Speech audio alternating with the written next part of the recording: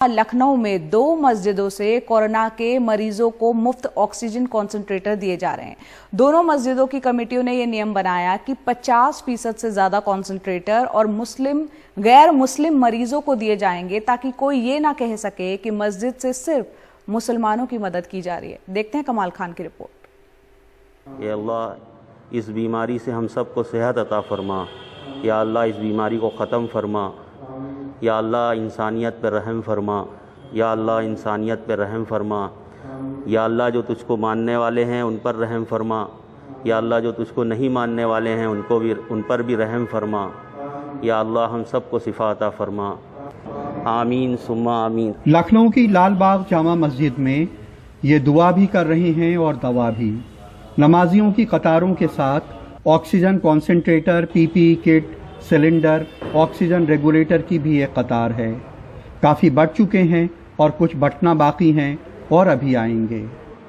लोग आते हैं यहाँ पर और रोने लगते हैं, और रात में 4 बजे 3 बजे हम लोगों का फ़ोन आते हैं कि हम लोगों की मदद कीजिए, और हम लोग उनकी इस तरह से मदद कर रहे हैं। हमारे सामने रचित कुकरेजा वहाँ पहुँचे। उनके पिता का ऑक्सीजन लेवल काफ़ी कम हो गया है। कुछ औपचारिकताओं के बाद उन्हें एक ऑक्सीजन कॉन्सेंट्रेटर मिल गया। घबराए हुए आए थे, खुश होके गए हैं। उन्होंने हमसे भी बात की। मेरा दोस्त यहाँ से मस्जिद के सामने से निकल रहा था। उसने जब यहाँ पे बैनर देखा कि यहाँ पे लोगों की मदद की जा रही है, तो उसने मुझे बताया कि आप एक बार यहाँ पे भी ट्राई करो। तो मैंने यहाँ पे जब फ़ोन किया और मेरी यहाँ पे वासी भाई से बात हुई, तो उन्होंने कहा कि आप बिल्कुल बेफिक्र होकर के यहाँ आ जाइए। प्रमोद शर्मा भी एक ऑक्सीजन कॉन्सेंट्रेटर ले जा रहे हैं।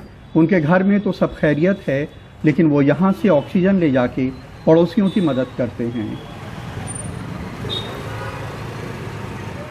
ये पड़ोस में है, आंटी जी हैं, उनके जो बेटा है वो नोएडा में जॉब कर रहा है, वो यहाँ नहीं है, तो उनको ऑक्सीजन की काफ़ी कमी लग रही है 3 दिन से। तो इससे पहले भी मैं उनके लिए ले जा चुका था। तो आज मुझे कुछ दवाएं चाहिए थी, कॉन्सेंट्रेटर मशीन चाहिए थी। हमने मस्जिद कमेटी के जिम्मेदार से पूछा कि आधी ऑक्सीजन गैर मुसलमानों के लिए वक्फ क्यों है। वो कहते हैं कि वो आबादी में हमसे ज़्यादा हैं, इसलिए बीमारी भी उन्हें ज़्यादा है। ये कोई बड़ी बात नहीं है और न कोई बड़ा काम है ये। हम सिर्फ इंसान की मदद कर रहे हैं। हम हिंदू मुसलमान किसी को नहीं देख रहे। यहाँ हर आदमी का इस्तकबाल है, हर आदमी का स्वागत है। जो भी हिंदू भाई हो या मुसलमान भाई हो, यहाँ आएँ और हमसे जो भी मदद हो सकी हम उनको करने को तैयार हैं। मस्जिद से कुछ दूर हमें कुछ लोग रिक्शे वालों को सेवइयाँ बांटते दिखे। एक गाड़ी में सेवइयाँ लाए हैं। कहते हैं कि 2 साल से लॉकडाउन में दोस्त रिश्तेदार घर नहीं आते, इसलिए उनके हिस्से की सेवइयाँ इन्हें खिलाते हैं। बेपनाह तकलीफ़ों के एक दौर में, एक ऐसे वक्त में जब हर तरफ मौतें हैं, आहें हैं, सिसकियाँ हैं, इंसान की खिदमत करने से बड़ी इबादत क्या हो सकती है। लखनऊ में कैमरामैन राजेश गुप्ता के साथ कमाल खान, एनडीटीवी इंडिया। हम आपको अलग अलग राज्यों के गांवों की स्थिति क्या है, कस्बों की स्थिति क्या है, उससे आपको वाकिफ करा रहे हैं। अब आपको लिए चलते हैं बिहार, जहां ग्रामीण इलाकों में पिछले 1 महीने में कोरोना से कितनी मौतें हुई हैं, इसका आंकड़ा पटना हाईकोर्ट के आदेश पर जमा किया जा रहा है। कल हाईकोर्ट में पटना के प्रमंडलीय आयुक्त ने बताया कि 5 से 14 मई के बीच बक्सर के शमशान घाट में 789 शवों का अंतिम संस्कार किया गया है, जबकि बिहार के चीफ सेक्रेटरी की रिपोर्ट में बक्सर में सिर्फ 6 मौत का जिक्र किया गया। इस पर कोर्ट ने बिहार सरकार से 19 मई यानी कल तक की रिपोर्ट देने को कहा है। और एक और हम देख रहे हैं कि नीतीश सरकार रोज पॉजिटिविटी के मामले में कमी का दावा करती है, तो दूसरी ओर ग्रामीण इलाकों में क्या हालात हैं, इसका जायजा लिया हमारे सहयोगी मनीष कुमार ने।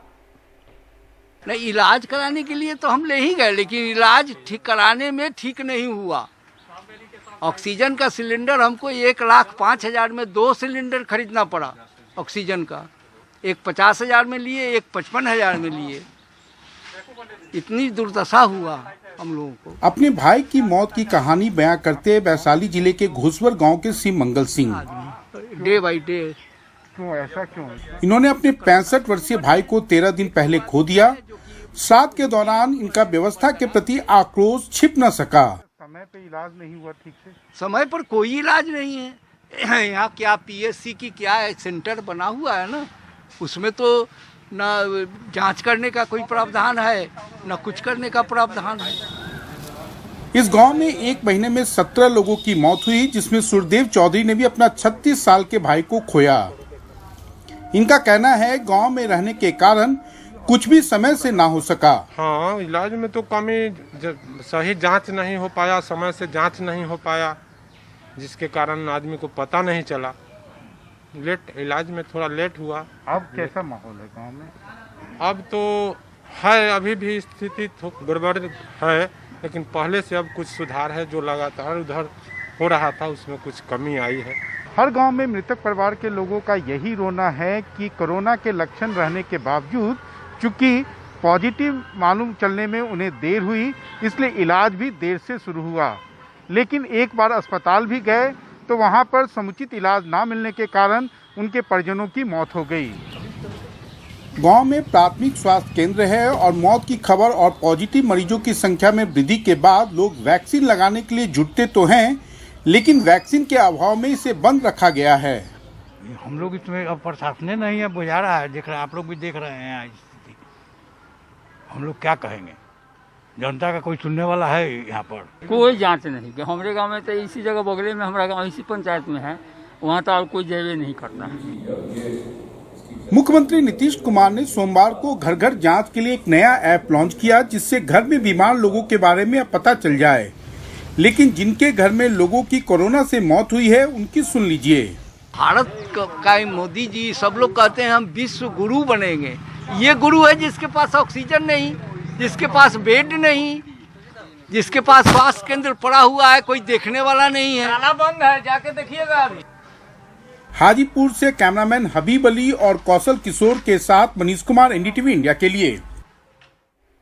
तो आप देख रहे हैं कि बिहार में कोरोना से हाल बेहाल है, लेकिन अधिकारी अब भी कोरोना के मरीजों को देखने की बजाय मुख्यमंत्री की वाहवाही लूटने की कोशिशों में लगे हुए हैं। बिहार में कोरोना को लेकर इंतजाम का सीएम नीतीश कुमार वर्चुअल माध्यम से जायजा ले रहे हैं और इसी बीच बिहार के हाजीपुर में सामुदायिक किचन केंद्र में बैनर, पोस्टर से लेकर साफ सफाई तक के इंतजाम किए गए थे। लेकिन इसी बीच एक वीडियो भी सामने आया जिसमें अधिकारी खाना खाने वाले लोगों को ये समझाते हुए दिखे कि उन्हें सीएम से क्या कहना है और क्या नहीं। आइए आप भी सुनिए।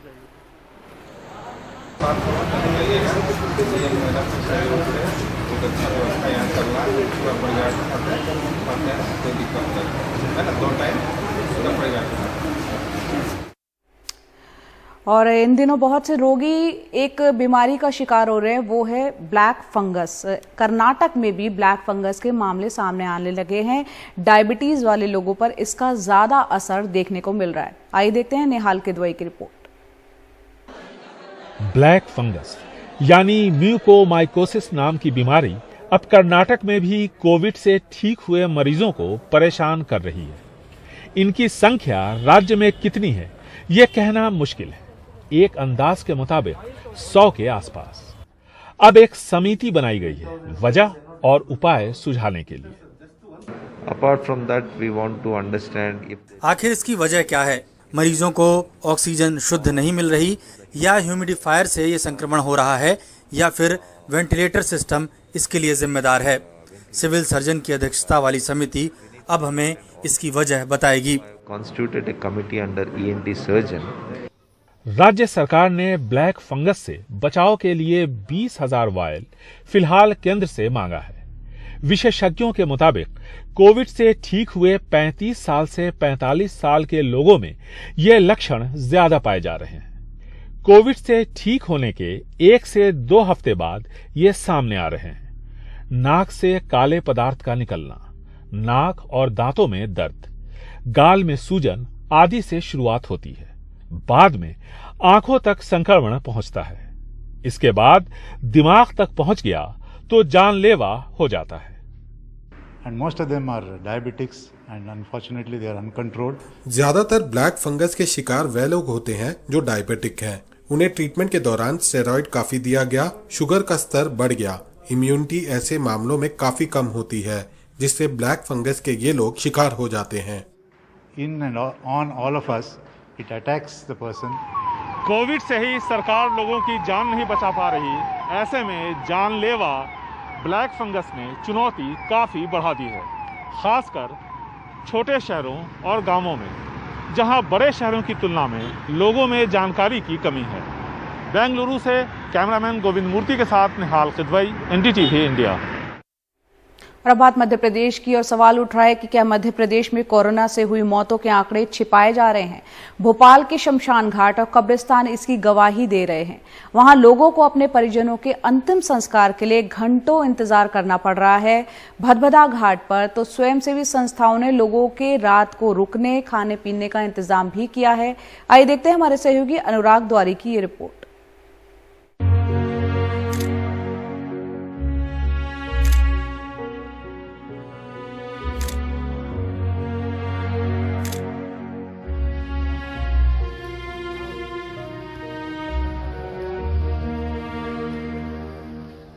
भोपाल के सबसे बड़े शमशान में कोरोना के शवों के आंकड़ों का अंतिम संस्कार होता रहा। शहर के अस्पतालों में महामारी से बड़ी संख्या में लोगों की मौत होती रही। विश्राम घाट में शवों का अंतिम संस्कार करने के लिए लंबी लंबी कतारें लगती रहीं। ऐसे में भदभदा विश्राम घाट प्रबंधन समिति आगे आया। इन परेशान परिजनों के लिए खाने पीने रहने के इंतजाम किए। पहले अस्पताल की फॉर्मेलिटी करते हैं, उसमें 7-8 घंटे, फिर यहाँ आते हैं, यहाँ पे भी लाइन लगी हुई, 100 गाड़ी रोज आ रही हैं। गिरी हाल में 3-4 घंटे यहाँ लग जाते हैं। 13 घंटे कोई भी आदमी, कोई बीपी का पेशेंट है, कोई शुगर का पेशेंट है, या वैसे भी इतनी धूप में आदमी परेशान हो जाता है। तो अगर उसको सुविधा नहीं मिलेगी तो जो जाने वाला वो तो चले गया, जो उसके परिजन हैं उनकी भी हालत बिगड़ रही है। यहाँ कईयों को हमने चक्कर खाते गिरते हुए देखा है। तो इसी इन सब चीज़ों को देख के हमने ये प्रयास किया और ये सार्थक प्रयास चल रहा है। सब लोगों की मदद मिल रही है इसमें, हमारे दानदाताओं की मदद मिल रही है। पहले बाहर जाना पड़ता था पब्लिक को, अब यहीं सब सुविधा मिल रही है। नाश्ता पानी, चाय वगैरह, पानी, सब कुछ यहीं मिल रहा है। विश्राम घाट में कई लोग अपने परिजनों की अस्थियों को ले जाने के लिए रात को ठहरते हैं। उनके लिए कुछ बिस्तरों का भी इंतजाम किया गया। यहाँ चाय भी उपलब्ध है और लोगों को परेशान नहीं होना पड़ रहा है। पानी पीने को मिल रहा है, बोतलें मिल रही हैं, नाश्ते की व्यवस्था है। हमने आपको बताया था कि कैसे अकेले अप्रैल में भोपाल में कब्रिस्तान और शमशान के आंकड़े जोड़ें तो कोरोना के 3,811 शवों का अंतिम संस्कार हुआ, जिसमें भोपाल जिले से 2,557 शव थे। लेकिन सरकारी आंकड़ों के मुताबिक पूरे अप्रैल में कोरोना से भोपाल में सिर्फ 104 मौत हुई। शासन प्रशासन की नजरों में ऐसे विश्राम घाटों में जिन लोगों की मौत हुई वो कोरोना का आंकड़ा तक नहीं, लेकिन कुछ इंसान थे जिन्होंने इन मृतकों को इंसान समझा और इनके साथ आए परिजनों के साथ इंसानियत का रिश्ता निभाया। भोपाल से कैमरा पर्सन रिजवान खान के साथ अनुराग द्वारी, एनडीटीवी इंडिया। कोरोना के कारण अंतहीन और दुख भरी खबरें आ रही हैं, लेकिन इसके साथ आपसी मदद की कई मिसालें भी सामने आ रही हैं। बनारस की सामाजिक संस्था OS बालमुकुंदन फाउंडेशन पीड़ित परिवारों के यहाँ खाना पहुंचाने के काम में लगा है, क्योंकि बीमारी या मौत की वजह से बहुत से घरों में खाना बनाने वाला कोई नहीं बचा है। यह एक्वेरियम खाली है, इसको सहेजने वाली रेखा अब इस दुनिया में नहीं है। घर में पति राकेश और उनकी बेटी अकेले हैं। अब इनके लिए खाने का इंतजाम OS बालकुंदन कर रहा है। लेकिन हमारे मित्र हैं, उनके थ्रू अन्नपूर्णा से बाल कुंदन करके कोई भोजनालय खुला हुआ था, उससे हमको जोड़ दिए। कम से कम इतना तो हुआ कि उससे हम लोग को दोनों टाइम खाना मिलने लगा। हम हमारी बेटी खाते थे उसको, क्योंकि उस समय कोई रिश्तेदार कोविड के सुनने के बाद कोई मेरे घर तो आना ही छोड़ दिया और सब काफ़ी दूर दूर थे। हम भी समझ नहीं पाए कि किस ज़िंदगी में जी रहे हैं। OS बालकुंदन की इस रसोई की शुरुआत 10 परिवारों से हुई, लेकिन देखते देखते यह तकरीबन 800 लोगों के घरों की रसोई बन गई। खाना सिर्फ जरूरतमंद और कोविड-19 तक ही पहुँचे, उसके लिए इस संस्था ने RT-PCR के टेस्ट स्कोर को आधार बनाया। यह लोगों तक सूचनाएं आ रही थी कि घरों में जो लोग हैं, किसी घर में 4 लोग, किसी घर में 5 लोग क्वारंटाइन हो गए हैं, कोरोना पॉजिटिव हो गए हैं, जिसकी वजह से उनके घर में महिलाएं भोजन बनाने आने वाली नौकर चाकर आना बंद हो गए, जिसकी वजह से उनके घर में भोजन बनाने की समस्याएं आ रही थी। ऐसी सूचनाएं हम लोगों तक आ रही थी। तो उन तक भोजन कैसे पहुंचे, उनको इस बीमारी में कैसे हम सहयोग कर सकें, जिसके निमित्त हम लोगों ने ये एक योजना बनाई। खाना चूंकि कोरोना से लड़ रहे लोगों के लिए बन रहा था, इसलिए इसमें पौष्टिकता का विशेष ध्यान रखा जाने लगा। लोगों की लिस्ट आना और खाना तैयार करना तो आसान था, लेकिन अलग अलग मोहल्ले और अलग अलग इलाके तक लोगों को खाना पहुंचाना एक बड़ा मुश्किल काम था। तब इसमें बीजेपी के संगठन के कार्यकर्ता आगे आए। भोजन निर्माण के पश्चात जो भी भोजन रहता है, हम अपने कार्यकर्ताओं के माध्यम से उसको पैकेजिंग कराते हैं। उसके बाद हमें यहाँ से जो सूची प्राप्त होती है, जो हमारे व्हाट्सएप नंबर पे जिन भी मरीजों, जो भी क्वारंटाइन पेशेंट हैं, उनकी सूची प्राप्त होती है। उस सूची के माध्यम से हम अपने विभिन्न क्षेत्रों में जो हमारे कार्यकर्ता हैं, उनके माध्यम से हम यहाँ पैकेजिंग करके उन कार्यकर्ताओं तक पहुँचाने का कार्य करते हैं महानगर में। कहते हैं कार्य अगर नेक हो तो मदद भी मिलती है। ओएस बाल कुंदन फाउंडेशन को भी इस नेक काम के लिए खाना बनाने की जगह काशी विश्वनाथ अन्न क्षेत्र में मिली और सहयोग में भी कई लोग आगे आए। कोरोना बीमारी ने जिस सामाजिक ताने बाने और आपसी भाईचारे पर चोट करने की कोशिश कर रही है, उसको इस तरह की सामाजिक संस्था के लोगों के हौसले और जज्बे नाकाम कर रहे हैं। साफ है कि कोरोना बीमारी में बड़ी लड़ाई जीतने के लिए सामाजिक संस्थाओं के लोगों के ये हौसले और जज्बे बड़ा काम कर रहे हैं। वाराणसी से पुरुषोत्तम के साथ Ajay Singh, NDTV India. Break के बाद आपका स्वागत है। अब खबर हरियाणा से, जहां नूह में एक मुस्लिम युवक की हत्या का गंभीर मामला सामने आया है। परिवार ने पूरे मामले में लिंचिंग का आरोप लगाया है। दरअसल आसिफ नाम का युवक अपने भाई के साथ दवा लेने के लिए दुकान पर गया था और उसी दौरान वहां कई लोग उसकी ताक में बैठे हुए थे। एफआईआर के मुताबिक आरोपियों ने पहले आसिफ की कार को धक्का मारा और आसिफ और उसके भाई पर हमला कर दिया। बाद में आरोपी आसिफ को अपने साथ ले गए। आसिफ का शव बाद में परिजनों को मिला। इस मामले में नूह पुलिस ने 14 नामजद और 20 अज्ञात लोगों के खिलाफ मामला दर्ज किया है। अब तक 3 संदिग्धों को पुलिस ने गिरफ्तार किया है। 16/5/2021 को पुलिस को सूचना मिली थी कि खेड़ा कलीरपुर गांव में झगड़ा हो गया। इस संबंध में पुलिस मौका पर पहुंची। हमारे एसपी साहब भी पहुंचे, मैं भी पहुंचा, अन्य सारी पुलिस पहुंची। वहाँ झगड़े के अंदर एक आसिफ नाम के व्यक्ति की मौत हो गई थी, जिसको हॉस्पिटल में करवा दिया था और कुछ शक के आधार पे हमने 4-5 लोग पकड़े हुए हैं, जिनसे पूछताछ जारी है। इनके बच्चों की आपस में पुरानी रंजिश चली आ रही है। इस रंजिश होने की वजह से इसके लड़के की मौत होगी, आसिफ की, और 14 आदमियों के खिलाफ मुकदमा दर्ज कर दिया गया। मैं ये कहूँगा कि ऐसी जघन्य घटना और निर्ममता से हत्या का मामला ये दर्शाता है कि किस तरीके से